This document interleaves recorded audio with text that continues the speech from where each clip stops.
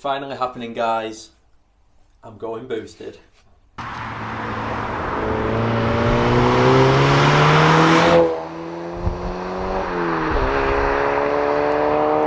Welcome back, guys. MX5 Modified here, and today is an extremely exciting video. It's been a very long time coming, but it's finally happening. As you can see, there's loads of car stuff here, and it's not just for any reason. I'm finally going boosted. I've got my supercharger ready. He's finally done it. He's found it. He's had it sat here for about 3 years. Oh, it's been about 2. About 2 years waiting, and now it's time. Yeah, I've been accumulating car parts because I thought while stuff's off the car, I'm going to get some other stuff fit. And another big point, I'm not just getting the supercharger fit, I'm getting my engine rebuilt. Yeah. It's getting fully stripped down, fully rebuilt. And while everything's all off the car, all of this is going to be used. You've probably noticed quite a few things. One of the main ones being Mishimoto upgraded radiator. I ended up getting this for a bit cheaper, second hand, and I thought since I'm going boosted, I know you can use the standard one, but you want it to be getting as much cool air as possible. Obviously it's going to be running more power, so I thought I'm going to get that.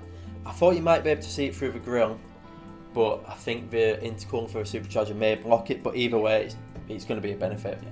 One of the main things you need to be able to release the power of the supercharger is a manifold. So he's got the 4:1 IL Motorsport manifold, which will be replacing the standard manifold that's got the cat on at the moment. Yeah. So how much power should we be running? So the kit that I'm putting on comes with an ECU, which was used in my previous car. It was a 2 litre with the supercharger kit. It had the IL Motorsport 4:1 manifold, had a mid pipe, and it had a aftermarket back box, and that was running 236.7 stage 1, and the torque normally you get about 280. This one's running 300. Ooh. About 300 newton meters, which is, I think it was more tailored to around torque. I think you can get around 240, 250, maybe even 260 at times on the stage 1 if you go for more horsepower. But I'm getting that fit so I can run the ECU straight away, so I can drive the car, and then once it's all running a bit, I'm going to take it on a rolling road to see if it's all running fine or whether I need to get it custom tuned again. But that's one thing that will be going on when everything's being fit. I'll be getting fit while the engine's out because I'm not fitting another manifold. Tried 2 attempts at videos to fit manifolds, never again. Big shout out as well, the person that's going to be doing all of this for me, AB Race and Performance, Alistair. He is the main guy for engine rebuilds, and he's fit superchargers to Mark III MX5s before. I wouldn't trust anyone more than him to do all this for me, so he's been able to find some time for me, and he said he can get it done. Full engine rebuild, everything fit. There's going to be a few other things that I'm getting done as well, which aren't in this video, but I will be mentioning that at the end. Because he's going to be getting this beautiful Mishimoto radiator fit, he's got some genuine Mazda coolant to go with it. Yeah, well, I thought he's not had a full coolant flush since I've had the car. Obviously the engine's going to be stripped, best putting new coolant in. So got genuine Mazda coolant. It needs, if I'm not mistaken, it's 8 litres of coolant. Are the jugs? I don't know. Yeah, the bottles. But yeah, cartons or whatever. They're 5 litres each, so I needed 2 of them so I can get the 8 litres of oil. Yeah. Not oil, coolant. Go on, yeah. So excited. Yeah. My mind's going. Going on about fluids as well. As you can see there, he has got some racing brake fluid. Mm-hmm. That's going to be accompanied by these Hell Performance brake and clutch lines. Braided clutch lines for front and rear brakes, and also the clutch line as well. Yeah. Again, everything's going to be stripped apart. It's going to be rebled the system. I thought, while we're at it, good excuse to get that. That's it, yeah. And obviously I'm going to be taking it on track, and it's going to be running more power, so I want the brakes to be top notch. I want them to be as good as it can be with the standard calipers. Yeah. Since I'm getting loads of other fluids, I thought while I'm at it, I'm going to get some of this Mobil ATF 220. So that is what I've been recommended to use for the power steering fluid. So I've got that as well. It's going to have a full power steering fluid system redone.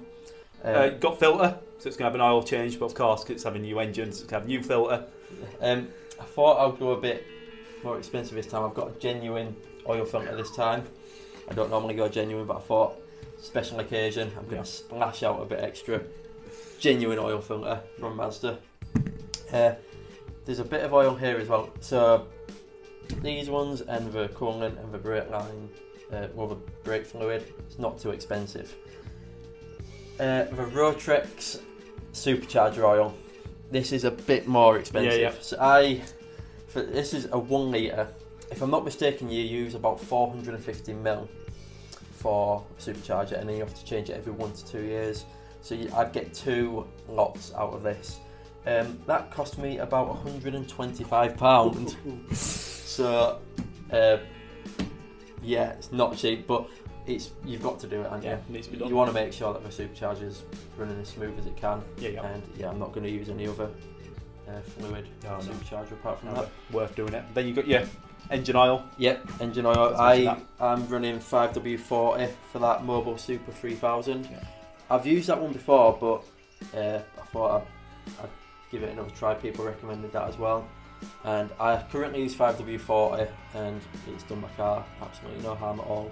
I've taken it on the Nürburgring, Silverstone, Leighton Park, and no issues with my engine at all. Apart from, I say no issues, it is burning oil. Yeah. So that's another reason why I thought it's probably good to get a full engine rebuild. And obviously while everything's off, the Supercharger can get fit on at the same time.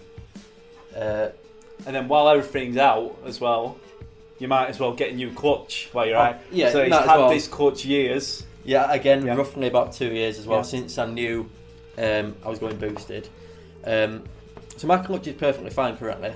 My car's on about 80,000 miles and I've not had any issues with it. But once I go boosted, I can just see the clutch going shredded. Yeah, it's not going to last too long, I don't think, especially if I take it on track. So this is a stage 1 Exige clutch.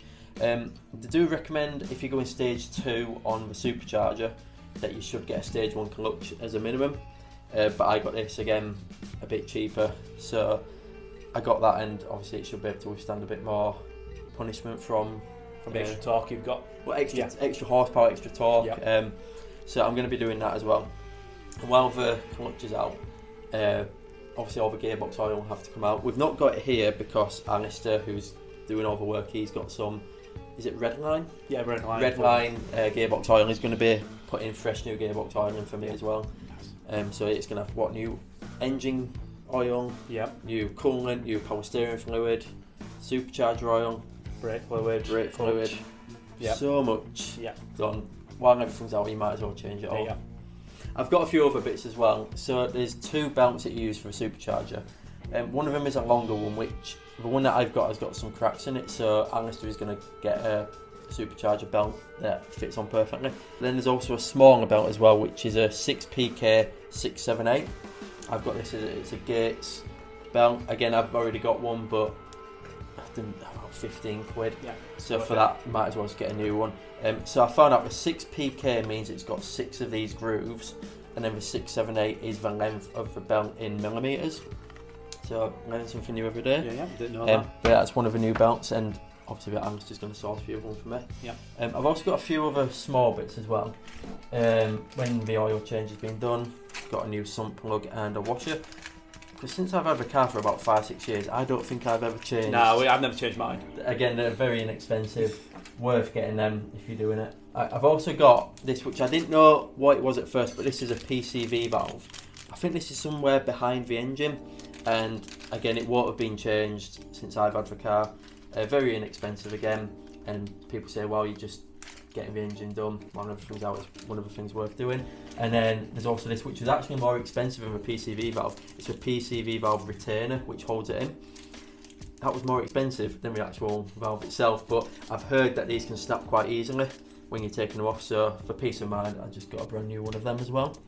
Got new water pump. Final thing on the table, I think it is, apart from the main attraction, a new water pump. So you can get an aftermarket one for about £20.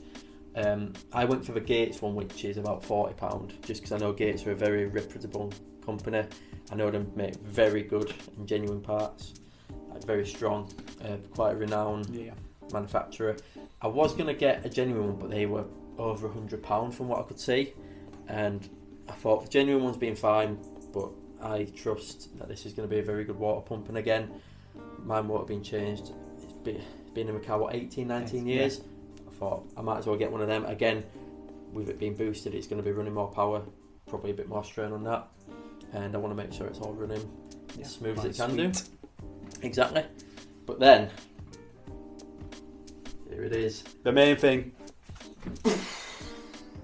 This is the Rotrex Supercharger. So this was originally from Corton Miller. Obviously it's upside down, but this spelled CM, which was Corton Miller.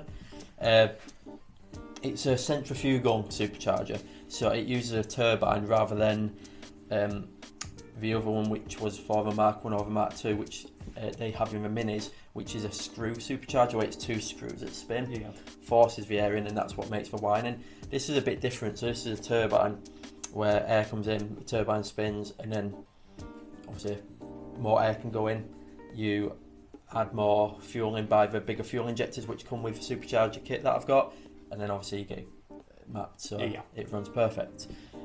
So the benefit about this one over the other type of supercharger, you tend to get a bit more top end power from these. So from 1,000 revs up to 3,000, you don't notice much difference with the centrifugal supercharger over a standard one. But then from 3,000, that's where the boost really comes in. And me and Jack have driven a supercharged MX5. I don't know if you saw it, was MX5 gas. His is stage 2, but when we've actually looked at the dyno graphs, up to about 5,000 revs, the stage 1 and stage 2 is very similar. It was from 5,000 up where the stage 2 took off. Keeps it going. But even 3 to 5,000, you can definitely tell the boost was kicking in, which made me more adamant, okay, I need to get this done soon. It was so good. You have to go check it out. It's on the latest modified MX5 episode 3. Yeah, so go check it out. We'll show a quick snippet of my reaction.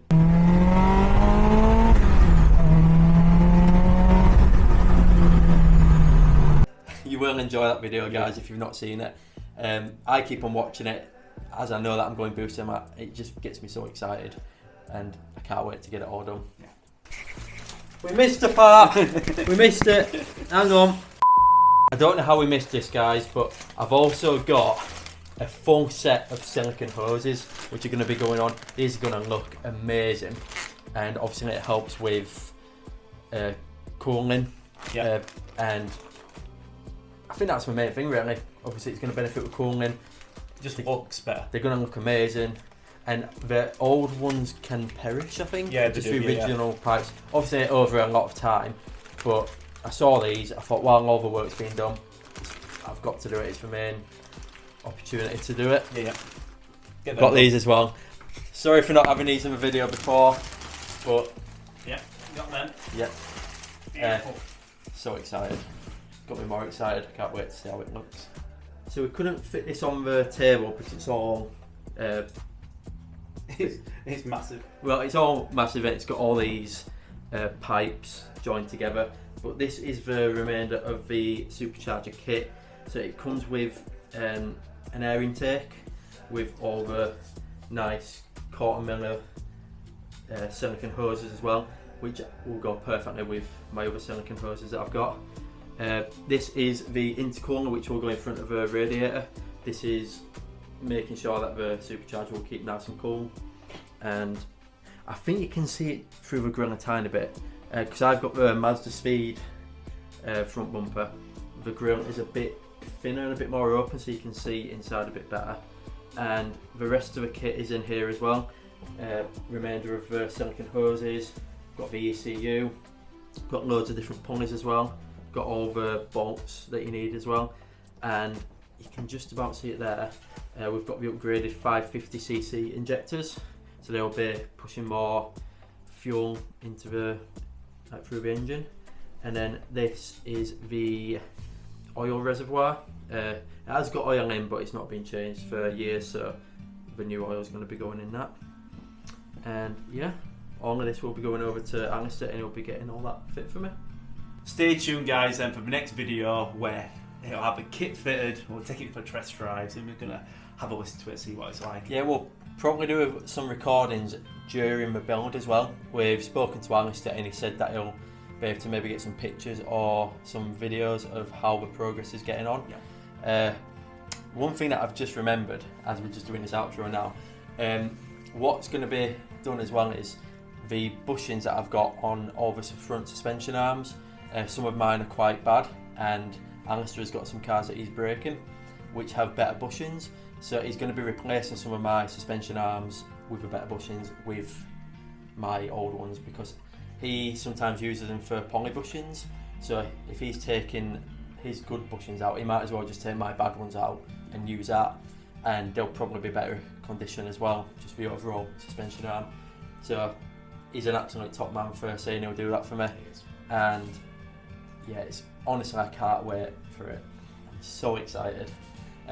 It's been 2 years in the making, but I think the one thing that made me want to do it most is actually driving one, hearing the sound of it, feeling the amount of power that you can get.